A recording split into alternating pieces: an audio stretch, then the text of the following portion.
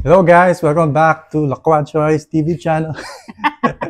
Hindi na kami nakapag-video na pauwi kami from South Korea kasi sobrang gahol sa oras and very tired. Very tiring. So, yun, nag-teleport na naman kami pero nandito kami sa bahay. Yeah. At saka, isa ring for me, cons na nakatira sa province kasi kailangan pa ulit mag-airplane pabalik. Pero so, since wife ko naman, okay naman sa kanya, di okay na lang din sa akin. First time niya kasing gawin yun. Hindi ah. Ay, di, nagagawa na pala natin kasi lagay tayo nag-Japan eh. Nung nag-Japan. Oh. So, the thing is, umuwi kami ng Korea to Manila 21, which is yesterday. Tapos, that was 5 a.m. kami nakarating. Tapos, flight namin papuntang Rojas, which is the province where we're currently living in, around 11:35 a.m. Okay na nga yun, kaysa na yung unang flight pa namin is supposed to be 1:30. Tapos nagkaroon ng adjustment, so naging 11:35. Yun nga lang pagod kasi wala pang tulog. Wala talagang tulog. Tapos walang place doon sa pagkapasok mo ng domestic area. Pagkapasok mo mismo after check-in, walang masyadong pwedeng tulugan. Kasi yung mga upuan doon halos may, yung sa gilid. May railing? Sa siko mo. Kasi doon sa international, may part ng mga upuan na walang ganun. So, pwede kang humilata. Sa domestic kasi, bihira lang. Tapos yung mga bagong upuan nila, nagsislide pa yung puwet mo. So, kaya kami hindi nakapag-video kasi sobrang pagod. Sobrang puyat. So, anyway, gusto lang namin i-share din yung mga hauls namin sa Korea. So, Love, do you want to start? Okay. First is alpaca. May sarili kasing theme song yung Alpaca World. So, na-LSS na ako doon. So, love na love namin yung alpaca. Sobrang cute nila sa... We got free stickers from the tour also. So, the reason why they have stickers is when you purchase a ticket, meron kang booklet or map booklet. Sa huling part ng map booklet na yon, merong game na kailangan mong i-collect yung mga stamp per stop over sa buong Alpaca land. Pag na-complete mo, you get stickers. Yes. But since we did not complete it and we were on tour, binigyan kami ng free stickers ng tour guide namin. Yes. So ito yung, pero if you completed it, kasi hindi ka naka-tour, ito yung sticker na makukuha mo. They're so cute! Recommended namin na pumunta kayo ng Alpaca. Alpaca World. Ang cute-cute nila! They're so fluffy! It's so fluffy! So speaking of tour guide, nag-recommend din si tour guide ng... our tour guide's name is Alex. He's an oppa. He's an oppa because he's so cute. He speaks English and Mandarin. Chinese. Yeah, Mandarin fluently. English. And then, ito yung mga recommended niya nung nag-tour kami. Bali may taste test siyang pinaano. Etong seaweed na hot and spicy chicken. Sobrang okay naman, mangang siya pero hindi siya yung typical na seaweed na inlasa. Talagang may flavor talaga siya. You can taste the flavor of the chicken and spiciness. Lalo na yung corn. This is the corn flavor. Corn flavor. It's amazing that you can taste the corn itself. Yes, hindi lang siya yung typical seaweed. Ang sarap niya. Taste. Yeah. And the next flavor is? Meron silang 5 flavors and we got them all. Barbecue hanwoo. Yan, masarap din to. And the next, green tea. So, di pa namin natitikman to pero mukha naman promising. I hope. Ayan. Tatlo lang kasi yung pina-taste test namin. Yung corn, yung beef, tsaka yung spicy chicken. 1 year naman yung expiration date niya. Yan. Ito yung wasabi. Bali, sa kanya pala namin to binili. Sabi niya kasi, mas mura daw to pag binili sa kanya kaysa sa mga store. Shops. Kasi sa mga convenience store sa labas. Sa factory daw sila kumukuha. Directly sila doon.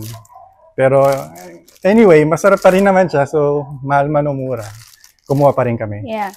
So, 12 yung isang pack consists of 4. Itong yung isang plastic na to, apat yung laman niyan na 1, malalaki.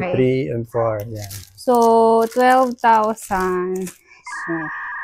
Wait, let us convert that in peso. 484.42. Isang pack. Yeah. So, kumuha kami ng 5. Hindi, 4. No, we got 5. We got 5. 5. All of the flavors kasi 5 sila. So, kung kukuha ka ng 5, may free na isa. Depende sa gusto mong flavor. May Kinuha free na isa. namin ang spicy. Yeah. Since sikat yung peanuts sa Myeongdong, we got the HBAF or HBAF honey butter peanuts. Caramel salted peanuts in pretzel. Yeah, that's the flavor. Iba-iba flavor nila. Ito yung pinaka-favorite ko. Honey butter peanuts. Tapos, they also have the dark chocolate almond crunch. Hindi ko pa ito natitikman pero it looks... Bumili rin kami ng coffee. Since hindi kami milig sa coffee, bumili pa rin kami ng coffee. For the sake of buying. At saka, pag... Hindi, pampasalubong namin to sa mga friends namin. Pero, try din natin pang in case na antokin tayo. Tapos, they also have the small ones. 8 pieces. Ito, pampasalubong ko to sa mga kaibigan ko eh. It's creme brulee. Creme brulee almond. And Tapos then, pala, sige, go. they also have the weird ng name. Starlight Pangpang. Starlight Pangpang? Starlight Pangpang almond attack. It's named after us. Tapos, tiramisu. You have tiramisu. So, ayun yung for the peanuts. Ito naman for the coffee. We got Sakanu espresso chocolate latte. Yan. Bali guys pala, pinili namin to since yung namimili doon nag-hold din mga Korean. So, nakigaya na lang kami. So, mukha naman okay. Kaso 8 sticks lang kasi to 8 sticks lang to. Onte, compare dun sa yung Maxim. Yung Maxim kasi 20 sticks to eh. Kalimutan ko na kung magkano to. May ugali kasi ako na pag nakita ko, dinadampot ko na lang. Hindi ko tinitingnan yung price. Just the best way I can love. Ito naman 10 sticks. 8 lang pala to, tas 10 yan. Double shot latte. Yan. Ba't ganun? Hindi ko man nakita na 8 sticks to. Tapos meron ding decaf latte, 10 sticks. Di namin alam kung bakit 8 sticks lang. Siguro masarap to.